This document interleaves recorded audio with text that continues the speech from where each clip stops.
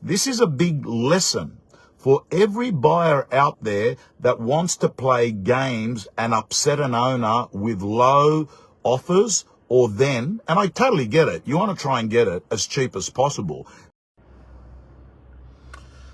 Well, hello and good afternoon, ladies and gentlemen. Saturday afternoon, the normal Tom Panos catch-up regarding real estate, auctions, business, politics, life, in my 10-minute wrap, and let's kick it all off. I am just parked across the road from an auction property, and I can see the stickers going up as we speak on a day that was nowhere near as good as what it has been the last 3 weeks for me. The last 3 weeks, ladies and gentlemen, it's been 10 out of 10 one week, I think 8 out of 11 and 12 out of 13.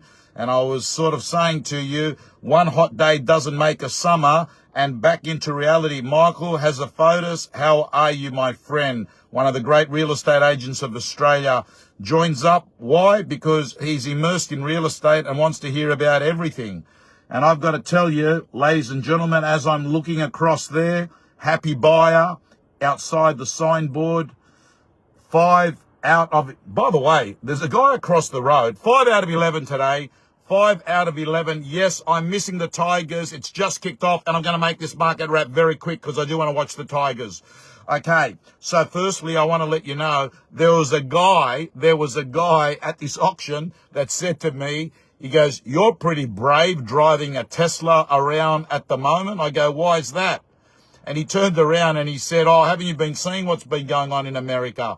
They're actually burning Teslas. They're burning Tesla chargers. They're actually going into dealerships." And I've got to say to you, I've been hearing about it. I've been seeing a little bit online. You know, the world's turned against Elon Musk for various reasons.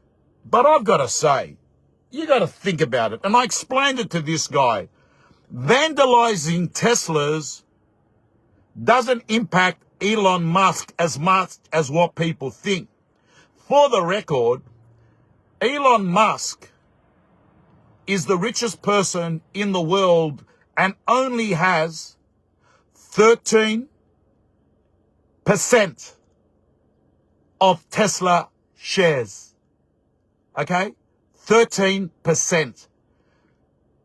He might be the biggest shareholder, but it is hardly anything.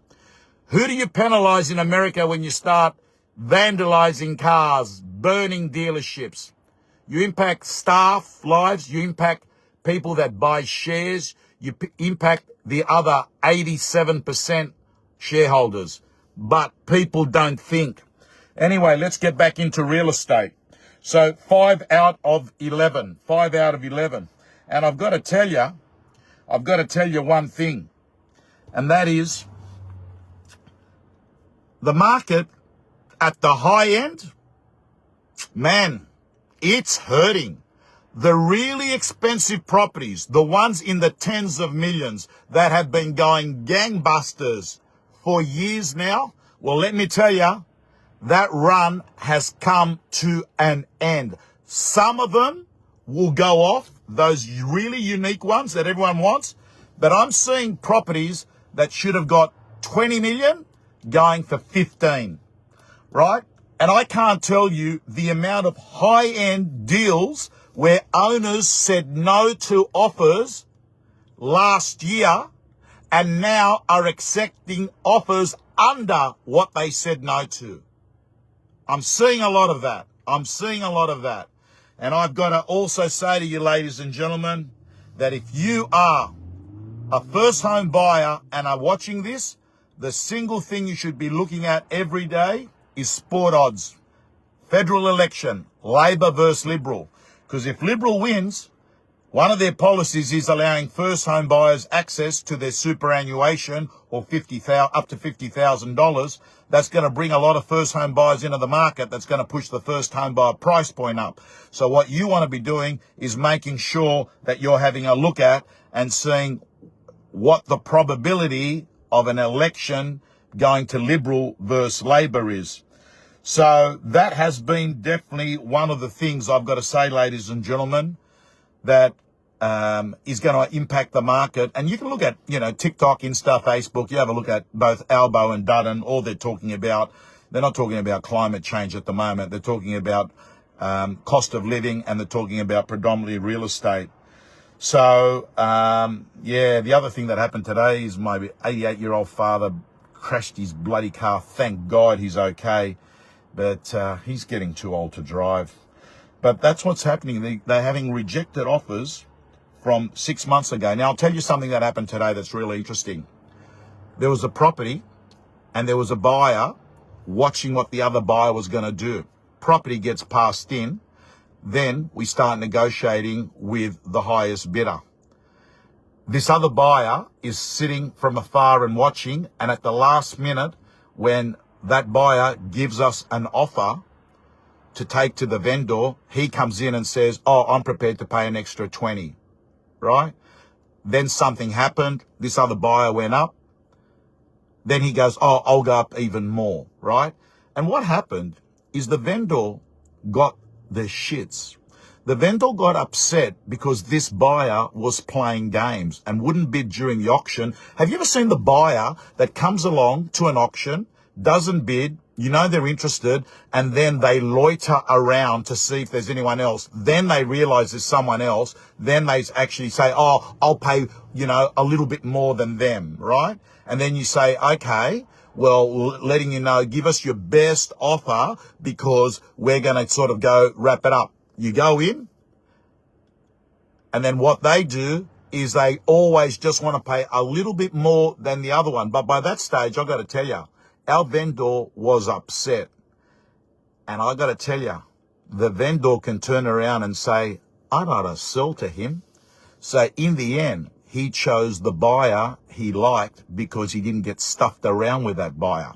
This is a big lesson for every buyer out there that wants to play games and upset an owner with low offers. Or then, and I totally get it, you want to try and get it as cheap as possible. But if you do it in a way that doesn't annoy an owner, like giving increases of only $1,000 when they've come back and say you need to pay another 100 more, and they say, "I'll give you another 500 or $1,000 more," all of a sudden you get owners that get upset.